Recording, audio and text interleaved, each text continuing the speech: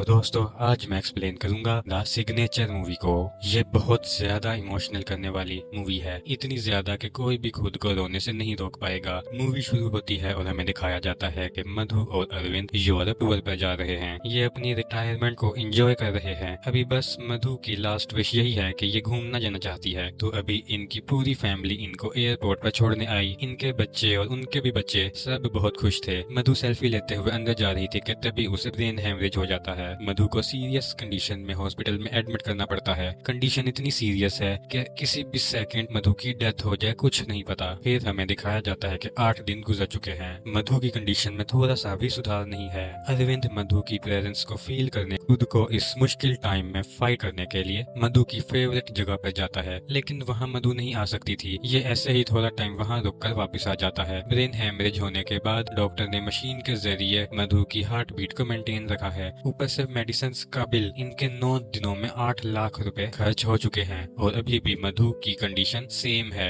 1% भी इम्प्रूवमेंट नहीं शो हुई। अरविंद का बेटा आनंद इसे डीएनआर फॉर्म पर साइन करने को बोल रहा है, पर अरविंद को इसका मीनिंग नहीं पता था। ये डॉक्टर से पूछने गया। डॉक्टर बताता है कि डीएनआर फॉर्म पर साइन मिलने के बाद मधु को जो आर्टिफिशियल ट्रीटमेंट मिल रहा है वो बंद हो जाएगा, जैसे वेंटिलेटर, लेकिन मेडिसिन चलती रहेंगी। अगर इमरजेंसी होती है तब भी मधु को कोई मशीन वाला ट्रीटमेंट नहीं मिलेगा।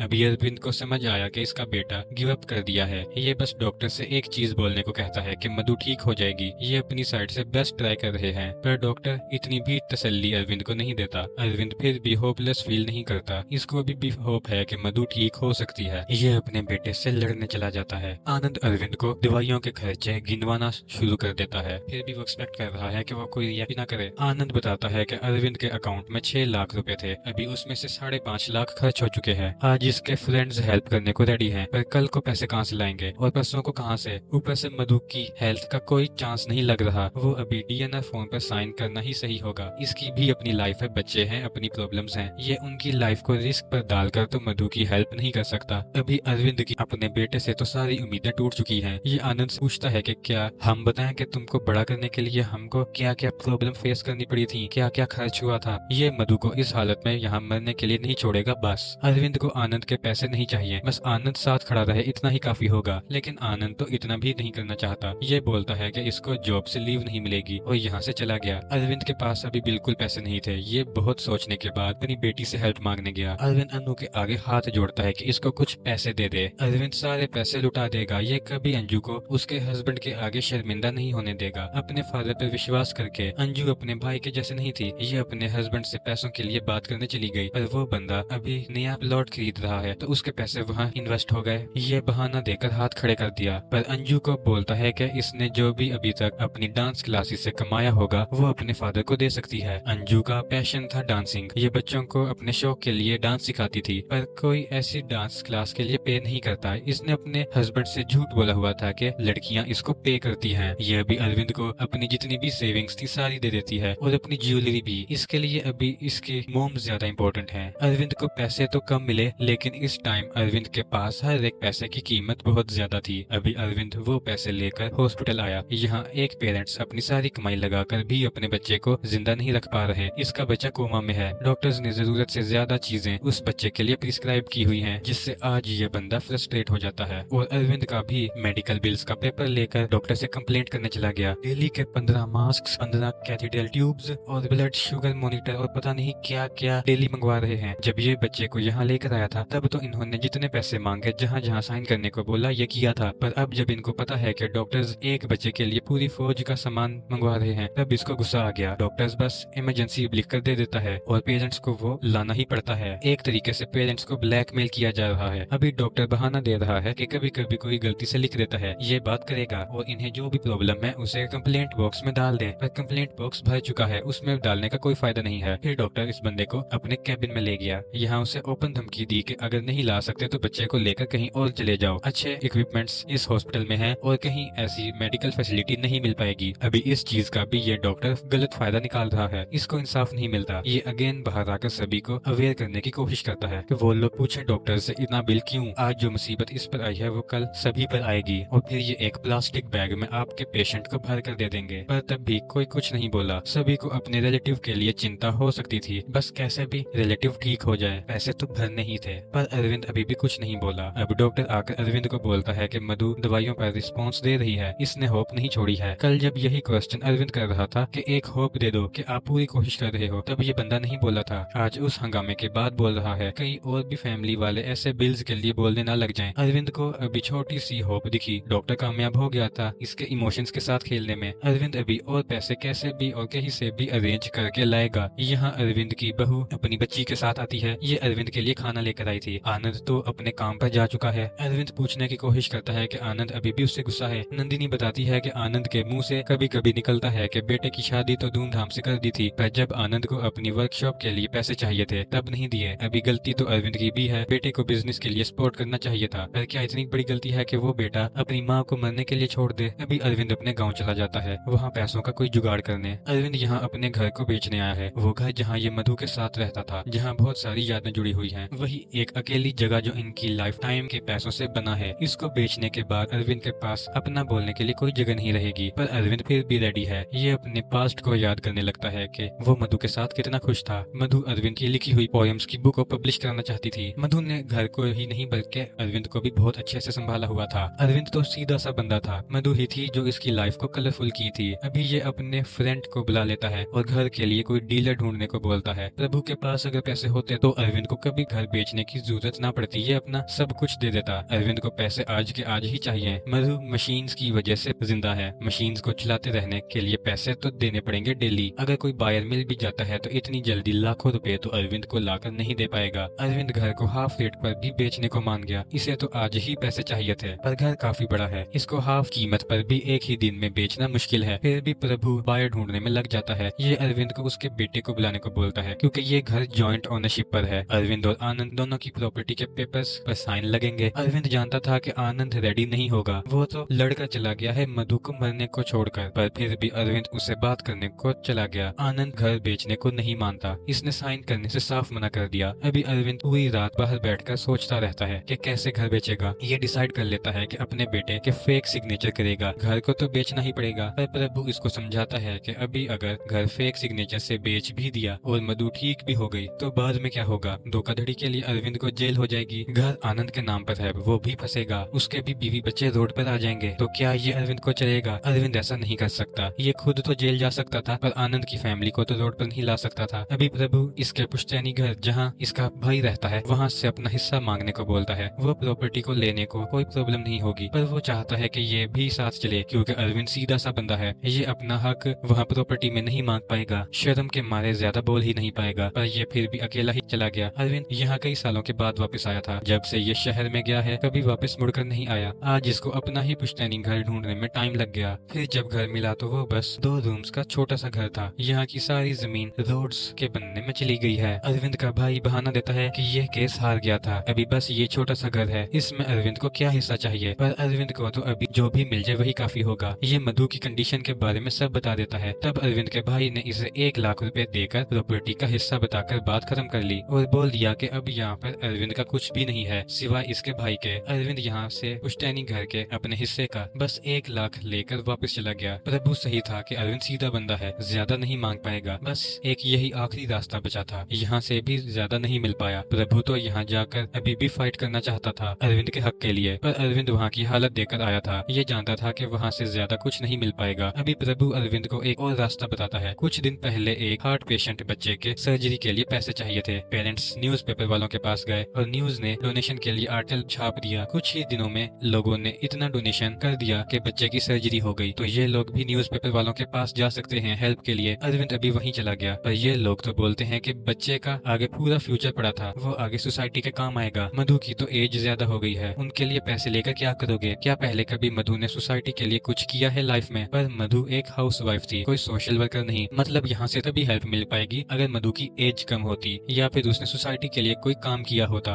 अभी मधु बूढ़ी हो गई है तो इन लोगों के अकॉर्डिंग उसके लिए पैसे इकट्ठे करने के लिए जरूरत नहीं है। अरविंद अभी भीख मांगता है कि अगर उस बच्चे के लिए जमा किए गए पैसों में कुछ बचा हो तो वही दे दो, बट वो भी अरविंद को नहीं मिला। वो तो इन न्यूज़पेपर वालों ने खुद खा लिया होगा। ये ये लोग अरविंद को एक आइडिया देते हैं कि अगर मधु ने लाइफ इंश्योरेंस या फिर कोई मेडिकल पॉलिसी ली हुई हो तो ये लोग उस पर हेल्प कर सकते हैं। अरविंद ने कभी इन चीजों पर ध्यान नहीं दिया था। शायद मधु ने कुछ किया हुआ हो तो ये प्रभु को फोन करके इसके गाँव वाले घर को बेचकर ऐसा कोई पेपर ढूंढने को बोलता है। इधर हॉस्पिटल में नंदिनी को रुके हुए काफी टाइम हो गया था। इसको अपना भी घर और बच्चे को देखना था, तो आज ये वापस चली गई। कुछ दिन बाद आनंद मिलने आएगा, पर क्या फायदा उस आनंद का। फिर प्रभु यहाँ मेडिकल पॉलिसी के पेपर्स लेकर आ गया। ये पॉलिसी 2 लाख की है, ये इस पॉलिसी से पैसे निकलवा सकते हैं। आज प्रभु भी अरविंद के साथ चलता है, पर यहाँ पता चला कि ये पैसे अभी अरविंद को नहीं मिलेंगे जब तक कि मधु की डेथ नहीं हो जाती। ये पैसे मधु के डेथ होने के बाद अरविंद को मिलेंगे। तब अरविंद क्या करेगा इनका, इसे तो पैसों की जरूरत अभी है। अरविंद पॉलिसी को इस एम्प्लॉय के नाम करने को भी रेडी हो गया था, बस ये कुछ पैसे अरविंद को अभी दिला दे। बट इस पॉलिसी में ऐसा कुछ नहीं हो सकता था। प्रभु बोलता है कि ये लोन तो दिला सकते हैं इस पॉलिसी पर ये भी नहीं हो सकता। अरविंद अभी बिल्कुल टूट चुका है। ये पैसे लेने को हाथ पैर जोड़ने लग गया, पर कोई फायदा नहीं होता। कोई भी एक बूढ़ी औरत को बचाने में इंटरेस्टेड नहीं था। प्रभु ये पॉलिसी की फाइल अपने पास रख लेता है ताकि खुद इसको पैसे निकालने का रास्ता मिल सके, और अरविंद को वापस हॉस्पिटल भेज देता है। अरविंद आज अपने हालात पर बहुत रो रहा था। इसकी लास्ट होप भी चली गई थी। इसके लिए अभी हॉस्पिटल जाना बहुत हार्ड हो गया था। अरविंद फिर भी मधु के पास गया तो यहाँ डॉक्टर ने सिंपैथी के बहाने अपनी जिम्मेदारी से हाथ छुड़ाना शुरू कर दिया, ये बोलकर कि अरविंद को अगर कोई प्रॉब्लम है तो अरविंद मधु को किसी और हॉस्पिटल में ले जा सकता है या फिर डीएनआर पेपर पर साइन कर सकता है। और फिर पेशेंट्स हैं जिनको वेंटिलेटर वाले उस बेड की जरूरत है जिस पर मधु का इलाज चल रहा है। पर अरविंद कैसे खुद से बोल दे के मधु को उस मशीन से हटा दो। ये खुद कैसे मधु की जान जाने का रीजन बन सकता था। ये डॉक्टर्स को बोलता है कि अभी तक पैसों की कमी नहीं होने दी, आगे भी नहीं होने देगा। ये कैसे भी करके पैसे लाएगा। डॉक्टर जानते हुए भी आग लगा गया कि अरविंद की मर्जी और उसकी जितनी भी कैपेसिटी है वाइफ को जिंदा रखने की। अरविंद अपनी वाइफ से बात करता है कि डॉक्टर इसकी कैपेसिटी की बात कर रहा है, ये सब कुछ ट्राई कर लिया है। अगर मधु को मरना था तो 12 दिन पहले क्यों नहीं मरी, अभी तक क्यों सभी को होप पर क्यों रखा है। मधु जिएगी या मरेगी इसका फैसला अरविंद क्यों दे उस पेपर का साइन करके। मधु जल्दी ठीक हो जाए बस। पर इन सब बातों से एक बॉडी पर तो कोई फर्क नहीं पड़ सकता था। अरविंद अभी मजबूर हो चुका है डीएनआर पेपर पर साइन करने को। उधर प्रभु अपनी गोल्ड चेन बहुत ही कम रेट पर बेच देता है ताकि मधु के लिए हॉस्पिटल में पैसे जमा करवा पाए। इधर अरविंद अपने काम करने वाली जगह लाइब्रेरी में बैठकर प्रेयर कर रहा है कि शायद कोई कहीं से सुन ले। यहाँ पर इसको अपनी एक पुरानी दोस्त अंबू मिली। अरविंद अंबू को लाइक करता था और शादी भी करना चाहता था, पर ये बस बहुत अच्छे फ्रेंड्स ही रहे। अभी अंबू अरविंद को अपने साथ घर ले आई। अंबू अरविंद की हालत देखकर समझ गई थी कि अरविंद किसी प्रॉब्लम में है और अरविंद इसको अपनी प्रॉब्लम नहीं बता रहा था। एंड में बताना पड़ा।